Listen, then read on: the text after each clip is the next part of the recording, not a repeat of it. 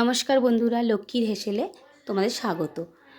আমি আজকে বানিয়ে নেব কড়াইশুঁটির কচুরি। তার জন্য এখানে 2 কাপ মতন ময়দা, সামান্য নুন, একটু চিনি আর সাদা তেল দিয়ে ভালো করে মিশিয়ে অনেকক্ষণ ধরে আমি ময়ান দিয়ে নেব।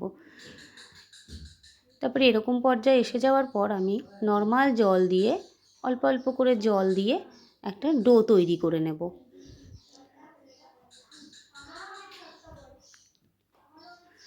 ডোটা ঠিক খুব নরমও হবে না, আবার শক্তও হবে না। এরকম পর্যায়ে আসার পর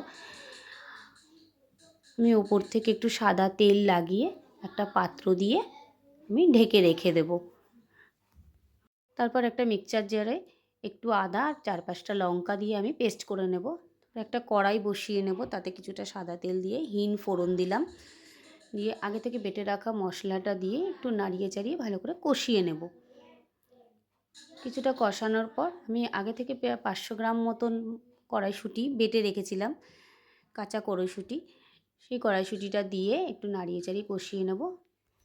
ধনে, জিরে আর মৌরি একসাথে গুঁড়ো করে রেখেছিলাম, সেখান থেকে 1 চামচ মতন আমি গুঁড়োটা দিলাম, একটু সামান্য নুন মিষ্টি দিয়ে ভালো করে শুকনো শুকনো করে কষিয়ে নিলাম।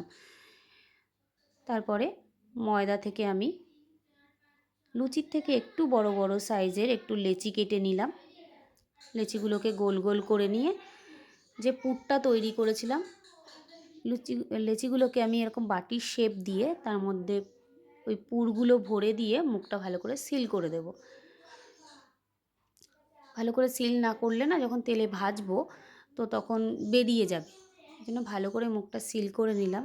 তারপরে একটু সাদা তেল লাগিয়ে আমি কচুরির আকারে বেলে নেব।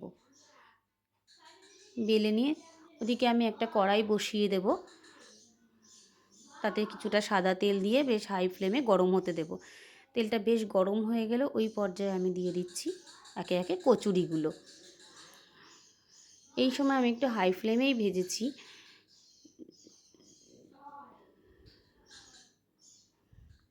কচুরিগুলো এরকম ফুলে ফুলে গেলে আমি একে একে মোটামুটি সব কটা কচুরিই ভেজে নেব এভাবে। মাঝে মধ্যে মাঝখানটা একটু এরকম তেলটা নাড়িয়ে দিলে ফুলতে সুবিধা হয় কচুরিগুলো।